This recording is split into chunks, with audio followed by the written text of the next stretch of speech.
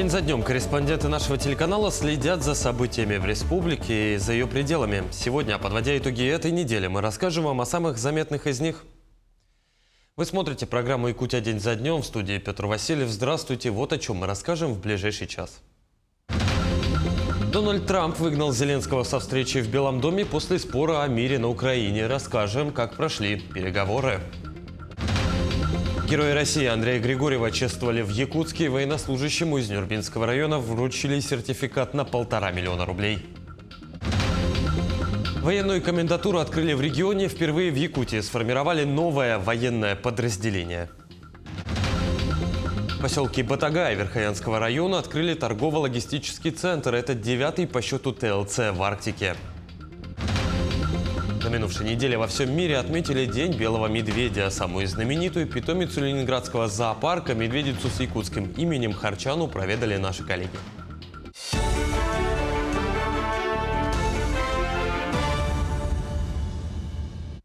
Накануне президент Украины Владимир Зеленский приехал в Вашингтон для заключения сделки по минералам. Встреча Зеленского и Трампа в овальном кабинете традиционно началась в присутствии журналистов, которым разрешили задать вопросы по ходу беседы лидеров.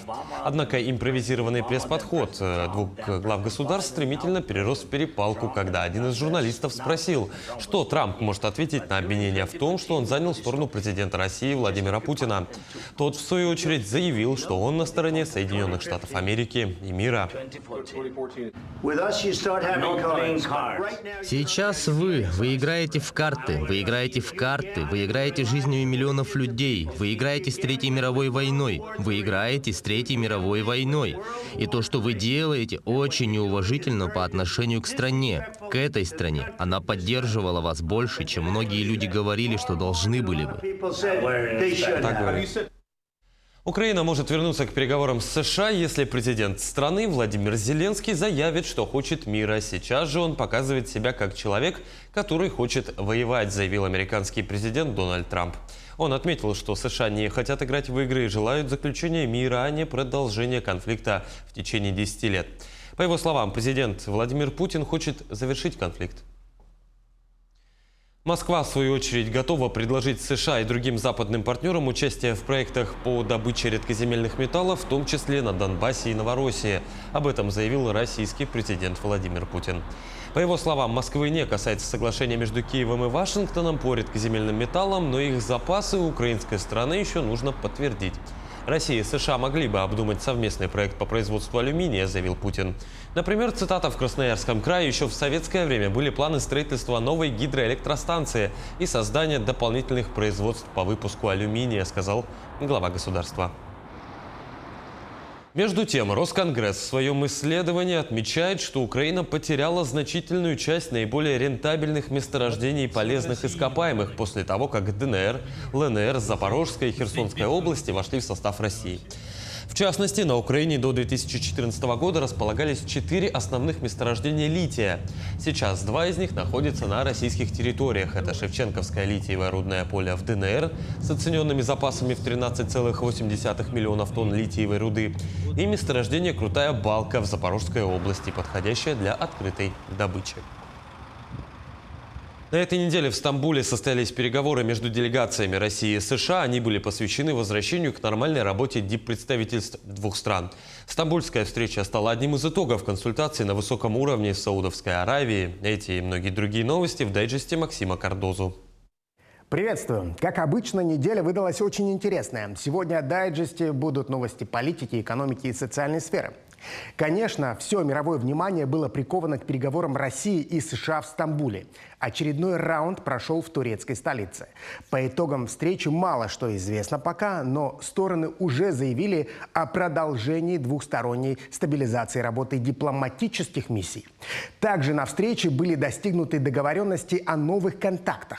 Дата и место следующих переговоров не определены. Ждем новых вводных. Также на неделе Киев и Вашингтон пришли к соглашению по тексту проекта договора по украинским ископаемым. Это подтвердил глава Министерства финансов США.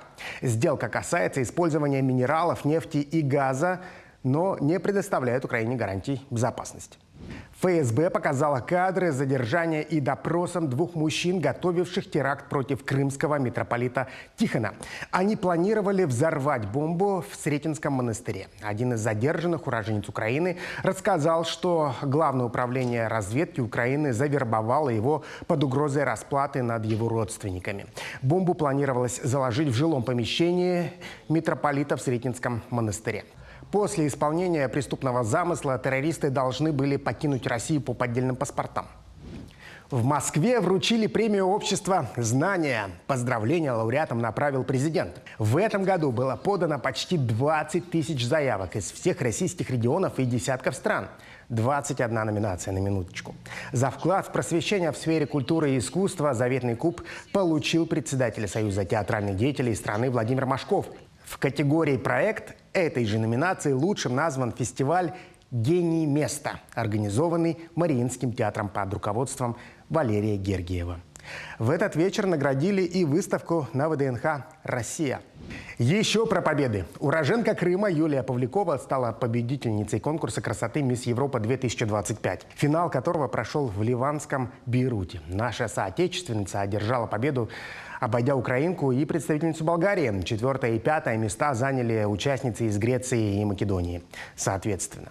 Юлия Павлякова руководит модельной школой, организует конкурсы красоты и занимается благотворительностью. Кстати, престижный титул королевы Европы второй год подряд присуждается представительнице России. В прошлом году титул завоевала Роза Гадиева из Татарстана. Такой была эта неделя. Глазами Максим Кардозу и Айтала Байтунова. К другим темам. В Якутск вернулся Андрей Григорьев, боец СВО, получивший высшую награду страны – золотую звезду героя из рук президента, верховного главнокомандующего Владимира Путина. Как встречали и чествовали героя в родной республике, знает Александр Хавренко. О подвиге военнослужащего Андрея Григорьева с позывным «Тута» вся страна узнала благодаря видео, размещенному в соцсетях. В ходе выполнения боевой задачи Андрей вступил в рукопашную схватку с врагом, из которой вышел победителем. За свой боевой подвиг Тута был представлен к званию Героя Российской Федерации и награду из рук президента получил 23 февраля, в День защитника Отечества. Андрей стал настоящей звездой, многие его узнают на улицах, а в аэропорту Якутска ему устроили торжественную встречу. К своей популярности герой еще только привыкает. Очень волнительно, во-первых. И такое все знают, вот это. У меня-то, я-то обычный деревенский парень, но этот слишком много внимания тоже.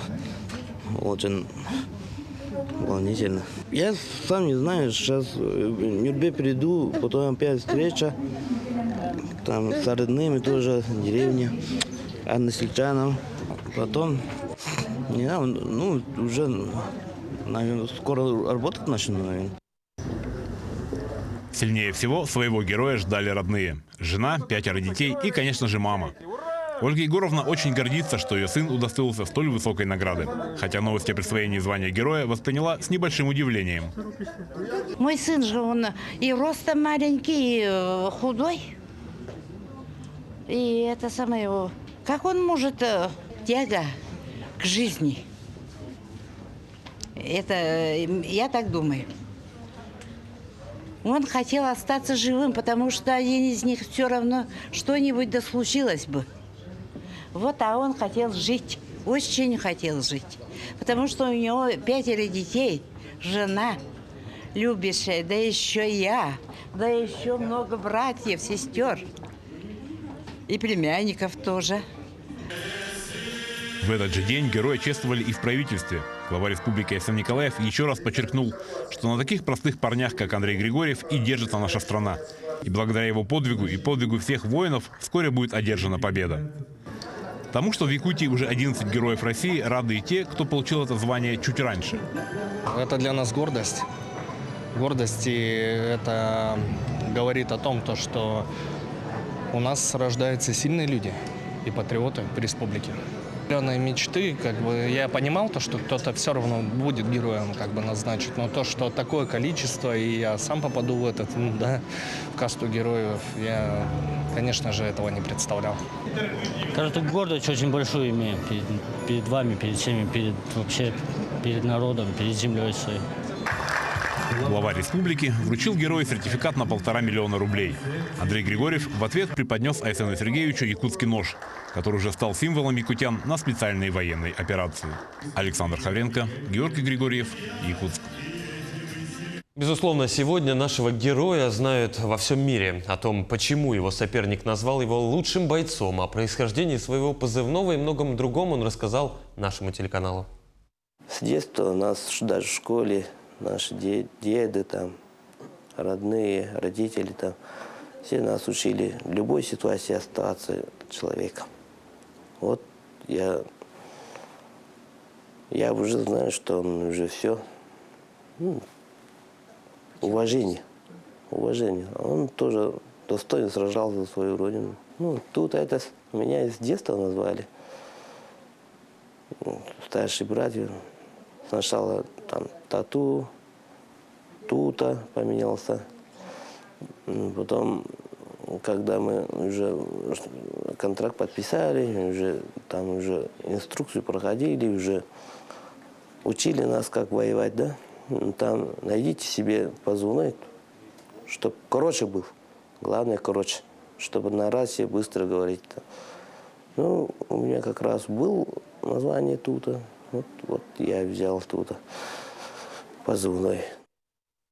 Возможность для каждого Якутия открывает двери к управленческому успеху для ветеранов СВО.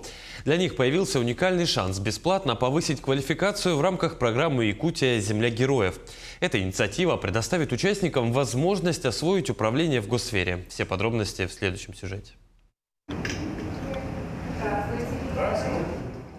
Программа обучения включает в себя важные направления, такие как государственная политика, региональное и муниципальное управление. Отбор проходит среди демобилизованных участников и тех, кто в настоящее время находится на передовой.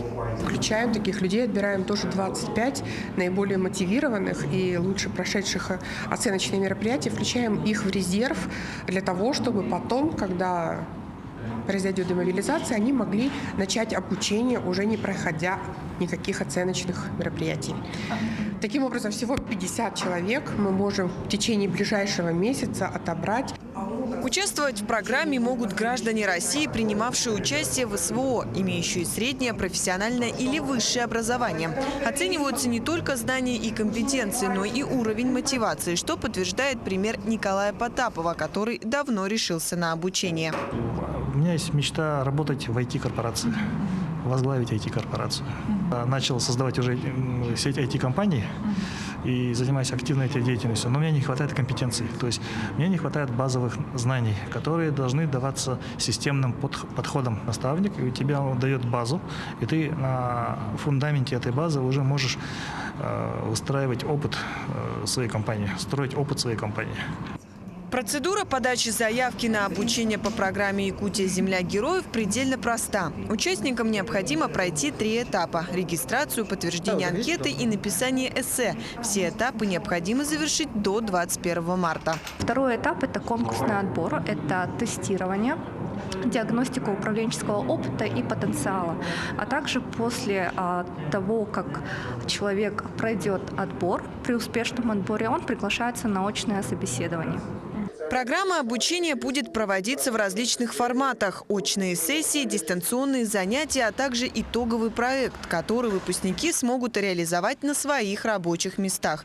Кроме того, участники программы пройдут стажировку продолжительностью 6 недель в органах исполнительной власти и муниципальных образованиях. Дарья Короленкова, Станислав Потапов, Якутск.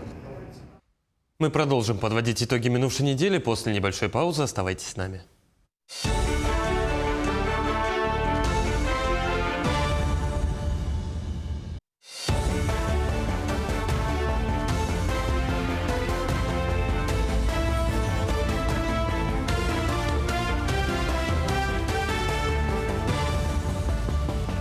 Вы смотрите программу «Якутия. День за днем». Мы продолжаем. Новое воинское подразделение сформировали на территории Якутии. Впервые в истории региона к службе приступят военные и полицейские комендатуры столичного гарнизона. Все подробности в материале с Рыгаланы Неустроевой.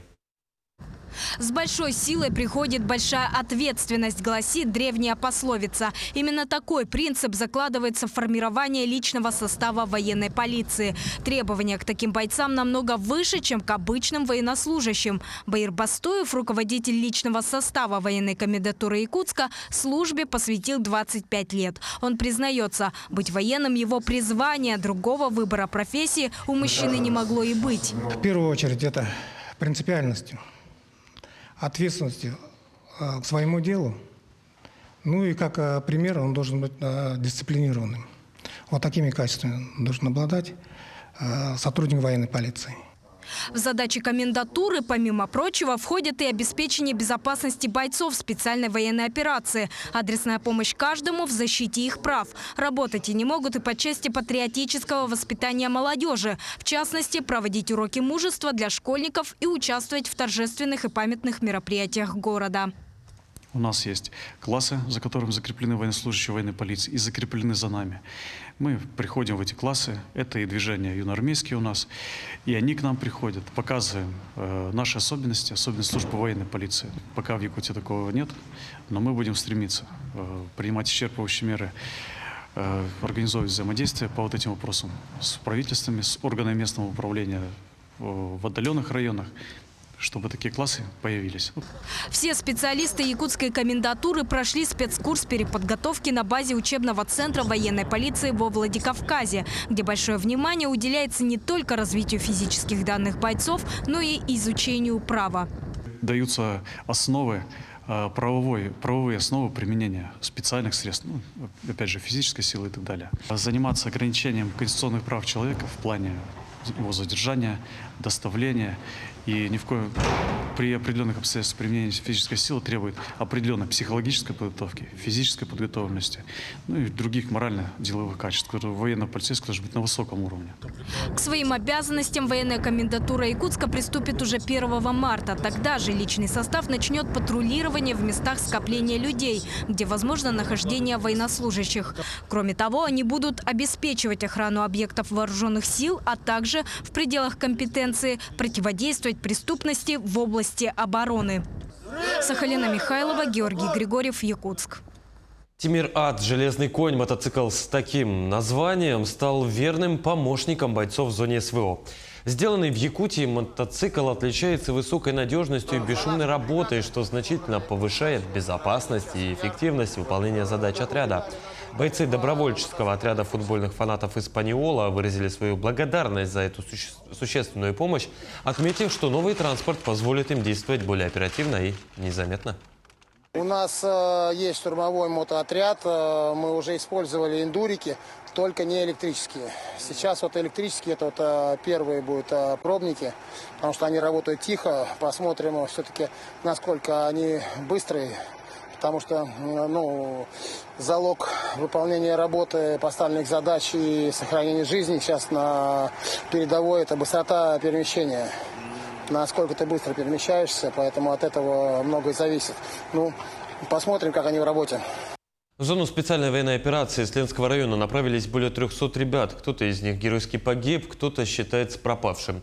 Многие находятся в госпиталях, где проходят лечение. Сегодня наша история об одном из наших земляков, Василии Белобородове, который служил в зоне специальной военной операции. Был ранен. После ранения он прошел полный курс реабилитации и вернулся домой и продолжает служить. О том, что сподвигло выбрать этот тернистый путь, как проходила военная служба и как изменилась жизнь после, в материале наших ленских коллег.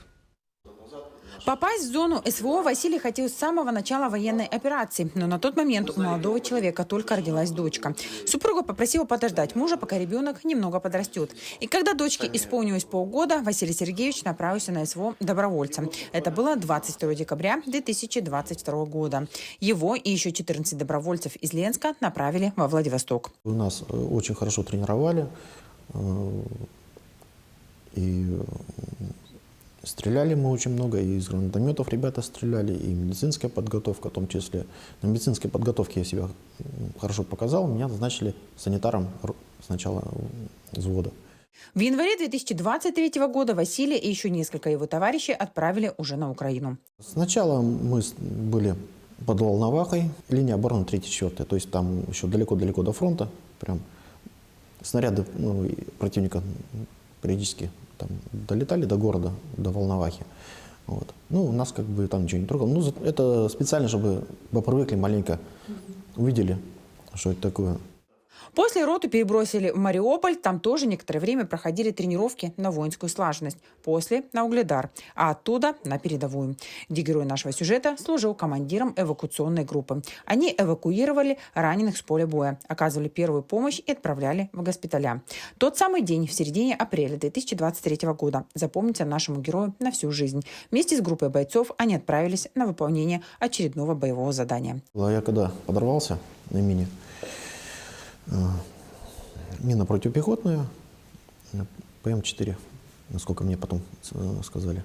Иду, подрываюсь, упал на землю и смотрю, мой ботинок вот так вот летит. Я думаю про себя, ёшкин кот, 25 тысяч улетело. Первые мысли были мои такие. Потом уже смотрю, ага, понятно, ну, ботинка нету, само собой, носок оторванный. Назад смотрю, ребят нету, и как ветром сдуло. В этот день уже самому командиру эвакуационной группы требовалась помощь. Разведчики помогли ему добраться до штаба, а после бойца отправили в госпиталь. Потом один госпиталь сменился другим. И так 8 месяцев подряд. Василию пришлось учиться заново ходить. После ранения заканчивать с воинской службой боец не собирался. Там же, находясь на реабилитации, он окончил офицерские курсы и получил звание младший лейтенант. Сегодня молодой человек находится дома, служит в военкомате. Его направление работы – служба по контракту. Также ведет уроки мужества в школах. Потом вот так. И вот он у меня теперь вот так надевал. Вот. Здесь стоит торсион специальный, который помогает, чтобы нога, когда идешь, не скользила. И он получается при развороте где-то. Противник, скорее всего, заминировал подходы. Там, увидел, что мы там ходим. У них разведка очень хорошо работает дронами. Вот. Я утром 4 ребят вынес. Вот. Пошел вечером доставать еще 2 тяжелораненых. Вот. И вот, видно, противник заминировал подходы, и я вот наступил на противопехотку. Участвует в различных мероприятиях на патриотические темы. Одно из последних – конкурс песни и строя среди воспитанников детских садов. Морячки, к смотру строя и песни. Построен командир отряда Таисия Тукаева. У героя нашего сюжета большая и дружная семья, супруга и 3 детей, 2 сына и дочка 3 лет. Жизнь идет своим чередом, но желание снова оказаться на защите Родины не покидает его. Сегодня Василий ждет приглашения на обучение управления беспилотным летательным аппаратом. После планирует снова отправиться служить в зону проведения специальной военной операции. После службы на СВО у Василия появились новые друзья. Среди них боец с позывным «Пробел». Он находится сейчас в отпуске. В зоне проведения специальной военной операции служит в роте БПЛА. Некоторое время был штурмовиком. У мужчин завязалась крепкая мужская дружба. Он постоянно переживал за нас, он всегда беспокоился. Он никогда не был каким-то там хладнокровным или еще что-то. Он все время, наоборот, поддержка. Что-то нужно было там по медицине, по помощи какой-то, по совету. Он всегда откликался и помогал, по мере своей возможности. За боевые заслуги Василий Сергеевич награжден Орденом Мужества. Светлана Балеева, Виталий Андреев, Ленск. В Центре культуры и духовности имени Пушкина в Нерюнгри состоялся благотворительный фестиваль «У нас Родина одна», посвященный Дню защитника Отечества. Особыми гостями фестиваля стали военнослужащие, которые вернулись в Нерюнгри из зоны специальной военной операции. На мероприятии побывала и наша съемочная группа. В рамках фестиваля «У нас Родина одна» в Зимнем саду Центра культуры и духовности прошли выставки волонтерских организаций и военно-патриотических объединений города Нерюнгри. Так, гости фестиваля могли ознакомиться с базовыми знаниями по тактической медицине. Здесь документальная часть, это учебники и учебные пособия. Здесь у нас тактическая медицина, именно жгуты и их разновидности, как с ними работать. На смену жгутам пришли турникеты, тоже грандиозное количество, большое количество их заработалось. Также тренажеры для тампонады, осколочные и пулевые ранения. Обязательно проходим, чем тампонируем, да? Волонтеры движения «Зов Севера» рассказали о своей работе и вручили грамоты неравнодушным нерюнгринцам, которые внесли большой вклад в деятельность движения. Саш, Я, как представитель ЗОВ Севера города Нерюнгри, хочу тебе вручить благодарственное письмо за твое участие в помощи нашим ребятам на фронте. Спасибо тебе огромное. За твои свечи, которые ты льешь, которые мы отправляем обязательно на фронт. Благодарим тебя. Рады, что ты всегда с нами в нашем строю. Держать так и только вперед. Спасибо тебе огромное. Ну а добровольцы из Нерюнгринского отделения студенческого корпуса спасателей рассказали, как оказать помощь себе или пострадавшим в экстренной ситуации. Первое, с чего начинается, это, конечно же, изучение оказания первой помощи как себе, так и пострадавшему. Далее, конечно, у нас проходит обучение по работе с альпинистским снаряжением, пожарно-тактическая подготовка, ну и, конечно же, спасательные работы. Продолжился фестиваль большим праздничным концертом с участием творческих коллективов Нерюнгринского района и гостей из Амурской области.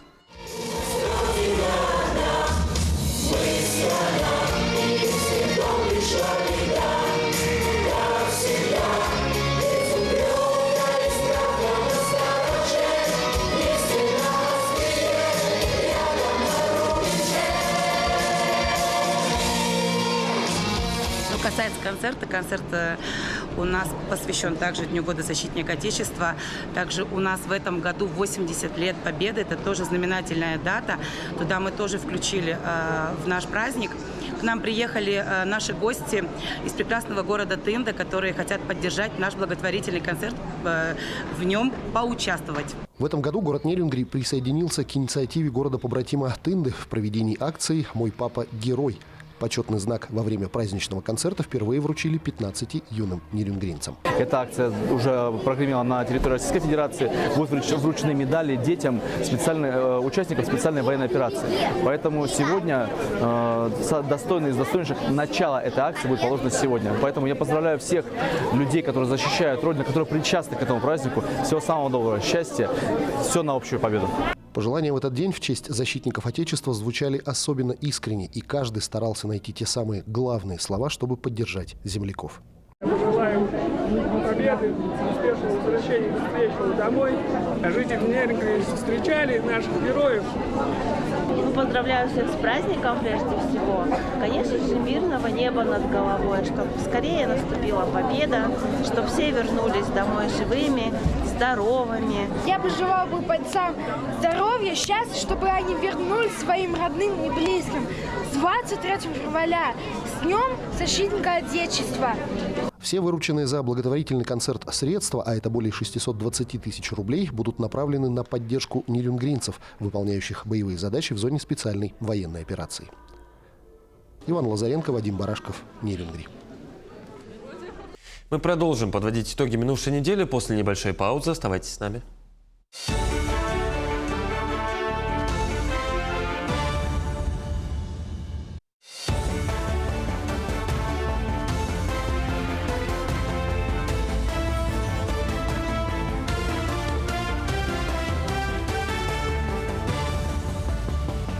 Вы смотрите программу «Якутия. День за днем». Мы продолжаем.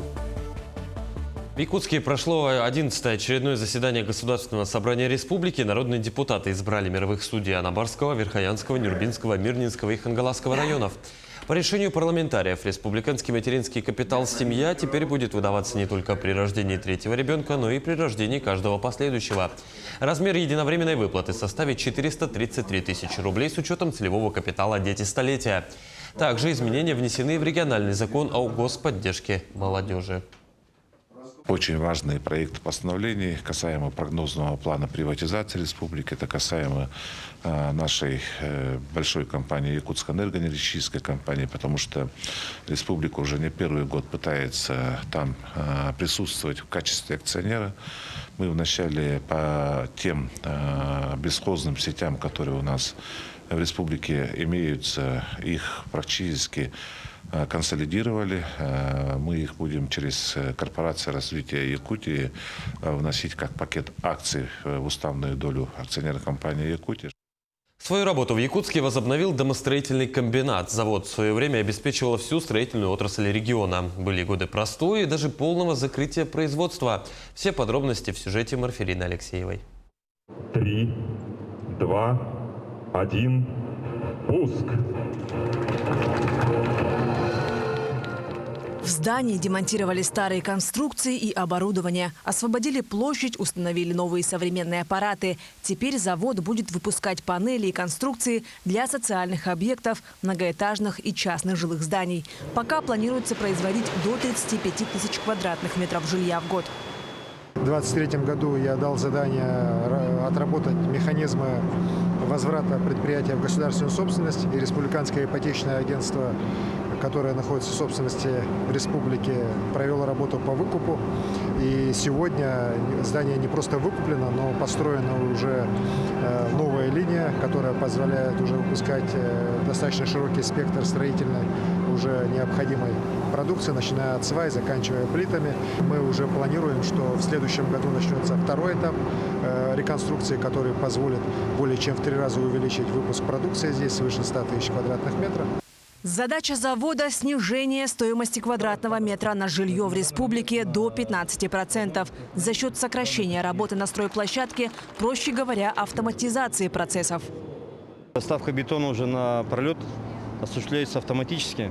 Раньше это все там на мешалке замешали, потом тележку в одну тележку, в другую тележку, это крановые использовались. Сейчас все автоматически. Уменьшится количество сотрудников, необходимых в процессе. За счет этого и идет удешевление. Сейчас заключается договор на 6 домокомплектов.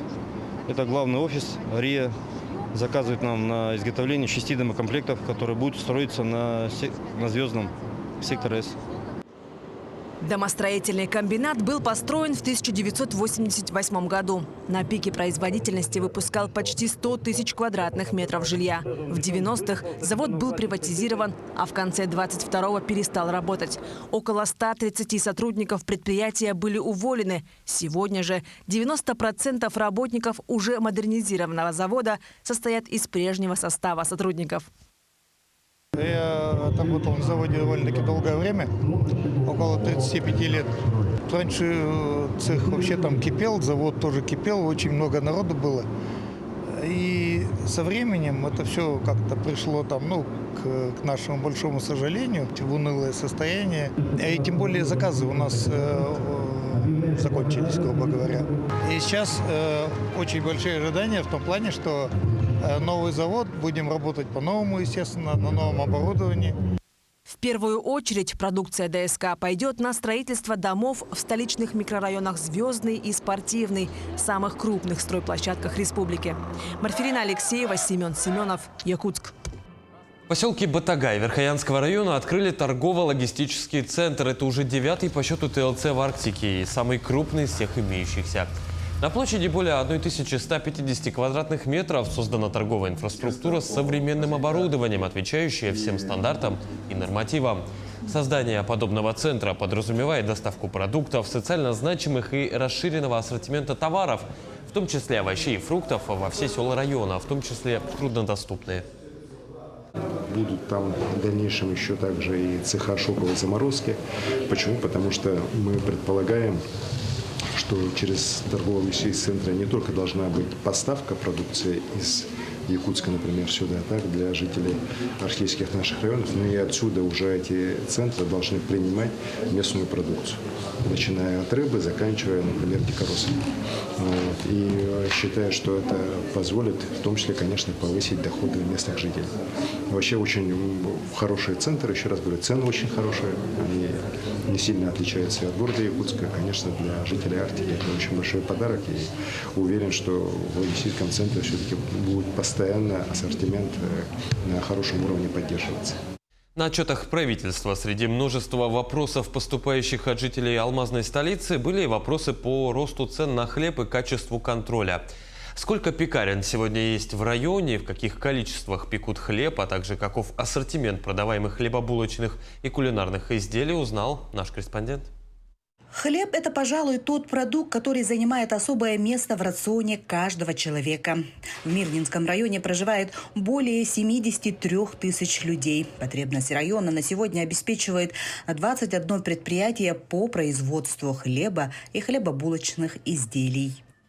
На территории города Мирного у нас 11 предприятий, а в городе Удачном у нас 3 предприятия, в Айхале 3, в Чернышевске 2 предприятия. Еще у нас есть предприниматель, который выпекает хлебобулочные изделия в село Сюдюкар. Вот, она получает даже меру поддержки по линии Якутопторга, ну, то есть они снабжают ее мукой по льготной цене. Первый хлебозавод в Алмазном крае появился в 1982 году. С тех пор прошло немало лет. Но и сегодня предприятие обеспечивает высокое, стабильное качество продукции. Неизменным осталось одно – хлеб производится по традиционным технологиям, без искусственных добавок, так сказать, по госстандарту СССР. Хлебозавод на сегодня один из крупнейших производителей, которые снабжают не только город, но и ближайшие поселения, а также социальные учреждения. Ну, в среднем тонна в день мы выпускаем продукции ежедневно. Ну, видов, сейчас скажу вам, 11 видов хлеба. Ну, это не считая пирожки, там, булочки, рулетики, там, кондитерка. Это как бы в довесок. Что вас еще интересует? Качество, сертификаты мы сдаем каждый год. Без сертификата мы не реализовываем продукцию. На весь процесс почти уходит 6 часов на все. Сначала ставим опару. Оно должно постоять где-то часа 2-2,5. Это смотря когда летом, там, когда жарко, она чуть меньше стоит. А вот зимой как бы она подольше. Вот. Потом месим. Оно должно еще постоять. Там потом подбиваем. И потом вот через этот делитель там заливаем туда тесто и раскидываем. Цена на хлеб по городу разная. Она колеблется от 50 до 84 рублей. К слову, цены на хлеб последний раз повысились в конце прошлого года. Рост цен составил от 12 до 15%. Что касается цены, то хлеб у нас на сегодняшний день является социально значимым продовольственным товаром, но, скажем, не весь хлеб, а именно хлеб, производимый из пшеничной муки, из муки первого либо высшего сорта. Только на этот хлеб у нас установлена торговая наценка, розничная торговая наценка в размере 15 рублей. То есть, если производитель, например, условно я говорю, реализует магазинам хлеб по 50 рублей, то они наценку не имеют права превышать более чем на 7,5 рублей. То есть это 15%. Ну, это я к примеру сказал, да. Что касается цен на остальные сорта, так скажем, хлеба, ну, то есть хлеб какие-то с добавками есть хлеба, да, у нас есть черный хлеб там и так далее, то на них, к сожалению, у нас наценка не распространяется, то есть торговая наценка, поскольку, ну, то есть там цена уже устанавливается производителем в зависимости от себестоимости товара. Новой точкой рынка общепита стали пекарни кулинарии, поскольку пекарни предлагают посетителям не только хлеб, но и довольно широкий ассортимент готовой еды и выпечки. Этот формат по популярности начинает набирать обороты. Лидер пекарен кулинарии в Мирном находится в торговом доме «Экспресс». Здесь ежедневно готовят более 100 видов кондитерских и хлебобулочных изделий. У нас все качественная продукция, проверенные. Мы проверяем от начала до конца, от прихода продукции до продажи. Свежая выпечка неподалеку – это удобно. Зачастую в магазинах продуктового ритейла хлеб не всегда свежий и вкусный, в отличие от пекарен. Кроме того, пекарни кулинарии предлагают более широкое разнообразие мучных изделий и не только. У нас соблюдаются санитарно-гигиенические требования при производстве. Подготовки хлеба, потом пойдет в расстойку шкаф, печку и выход хлеба. Проверяем качество продукции, внешний вид, и бракераж снимается, потом пойдет в продажу. Что касается качества производимых изделий, то каждая пекарня ежеквартально проверяется надзорными органами по всем нормативам. Следовательно, контроль качества в районе есть. Свежий хлеб на столах потребителей ежедневно снабжается в полном объеме. Анна Васильева, Якутия, день за днем. После небольшой паузы продолжим подводить итоги минувшей недели. Оставайтесь с нами.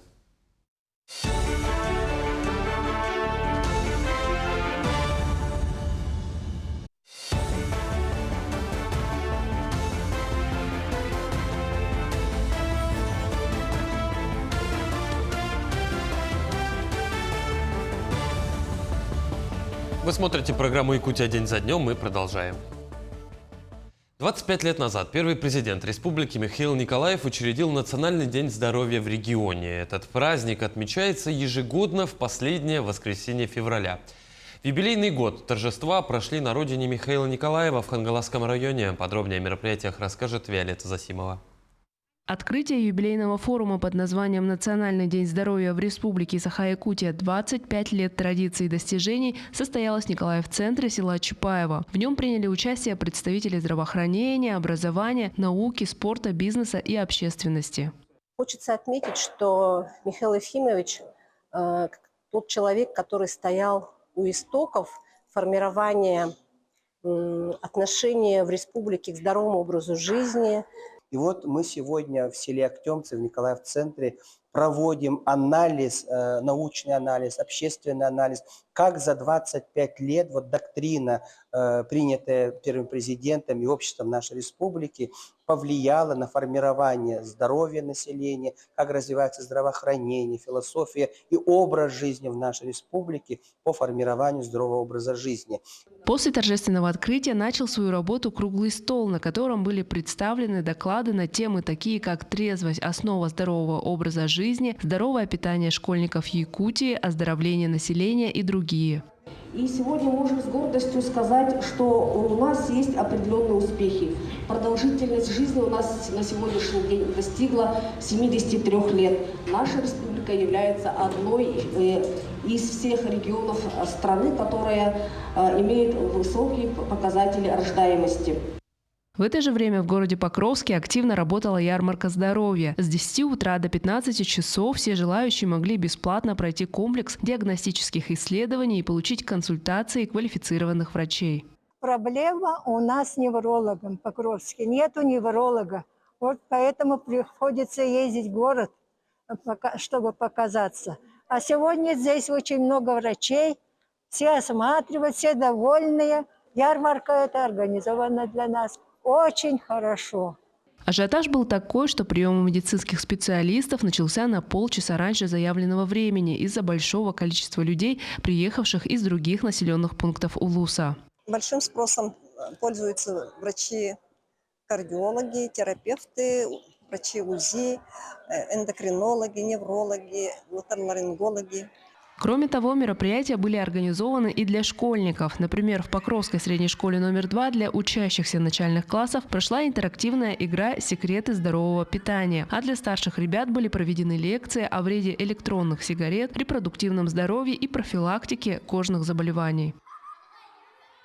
Мероприятия также охватили пожилое население. Для них в Николаев-центре прошел мастер-класс по йоге, который провел заслуженный работник физической культуры и спорта республики Дмитрий Горохов. Юбилейный Национальный день здоровья стал ярким событием, подводящим итоги четверти века активной работы по укреплению здоровья жителей Якутии.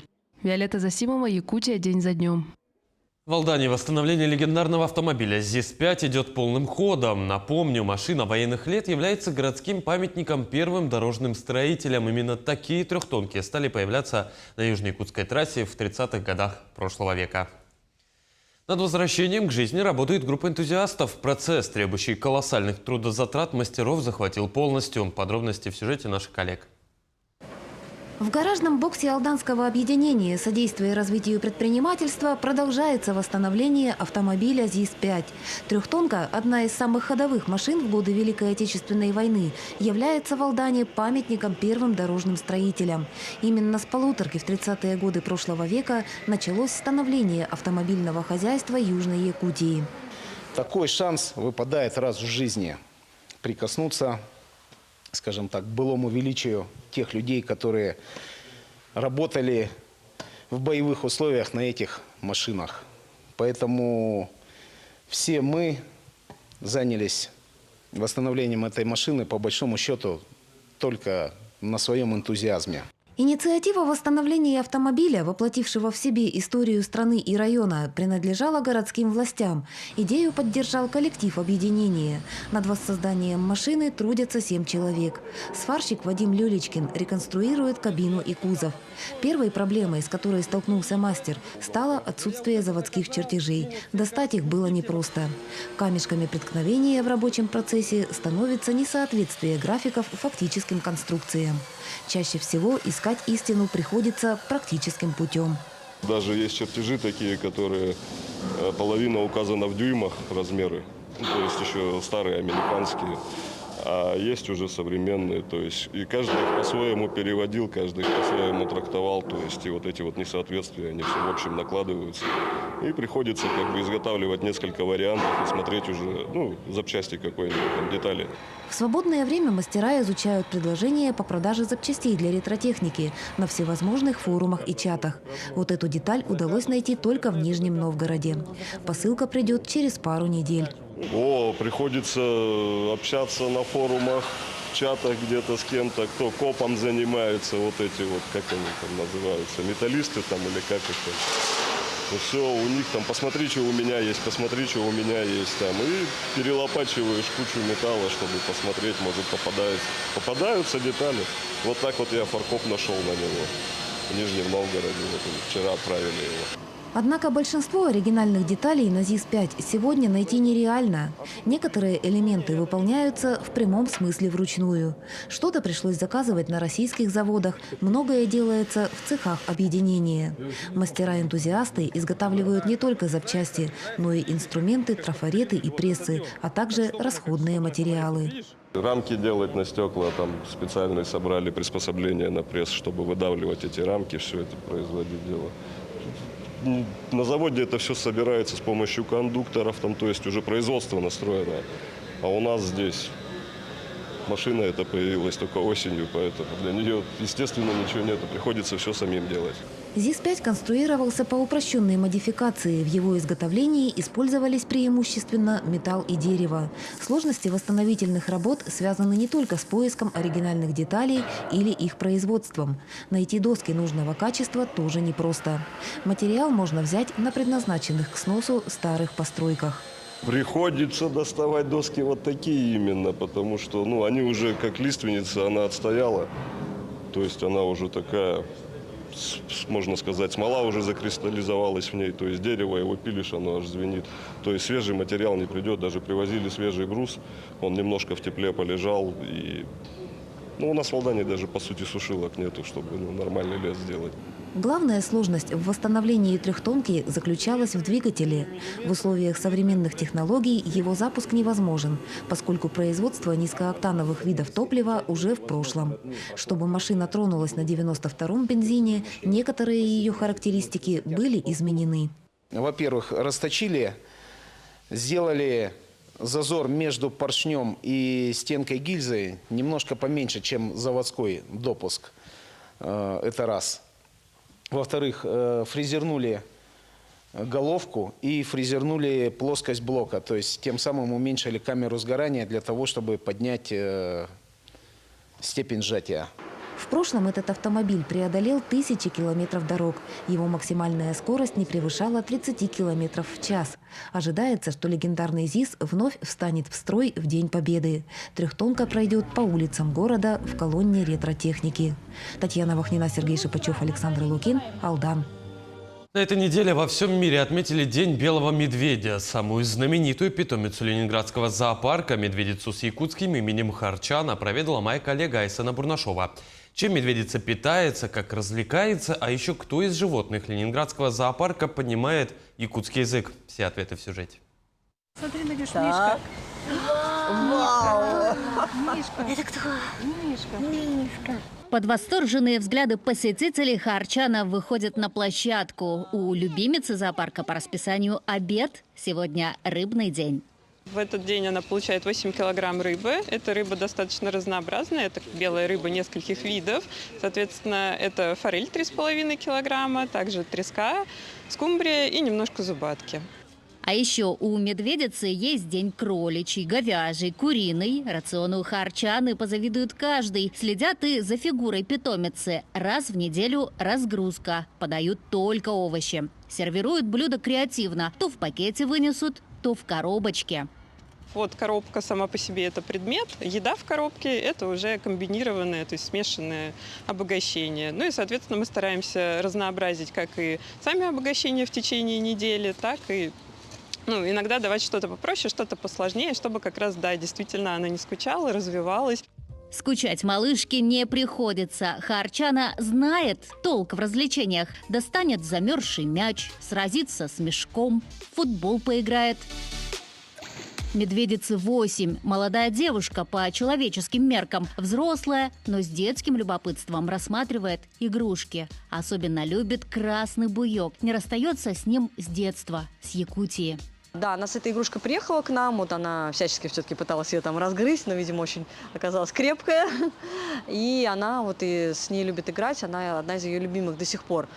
Она ее забирает к себе берлогу, спит с ней, вот как дети, да, забирают там. Харчана родилась в 2016 году в якутском зоопарке Орто-Дойду. Первенец самой знаменитой пары белых медведей Колыманы и Ломоносова. На родину отца в ленинградский зоопарк Харчану привезли годовалой малышкой. С тех пор она местная знаменитость и символ зоопарка. Активная, шустрая, она всегда в центре внимания. Полюбоваться на медведицу приходят и взрослые, и дети, а по результатам опросов прошлого года Харчана стала самой популярной питомицей у посетителей. Всего в ленинградском зоопарке живут более 700 видов животных, 105 из которых в Красной книге. Живет в зоопарке и якутский бычок парадного черно-белого окраса. Имя соответствующее – Маны, что переводится как «нарядный». Не стесняйся, никто тебя не обидит. Скромный, но от лакомства не отказался и, кажется, даже якутский вспомнил. Молодец. Приехал он к нам из Якутии, ему почти 17 лет, почти всю жизнь он здесь прожил. Он приехал маленьким, вот таким вот теленочком. И он прекрасно знает свое имя, слышит его издалека, как вы видели. И если вот кто-то знакомый, сможет увидеть издалека и замычать, позвать. Ленинградский зоопарк – один из старейших в России и один из самых северных в мире. Этот год юбилейный. Зоопарку исполнится 160 лет. Айсена Бурнашова, Айтал Байтунов, Санкт-Петербург. Такое видели минувшую неделю наши корреспонденты. Это была итоговая программа «Якутия. День за днем». Мы продолжаем следить за развитием событий в республике и за ее пределами. Ну а я с вами прощаюсь. Всего доброго.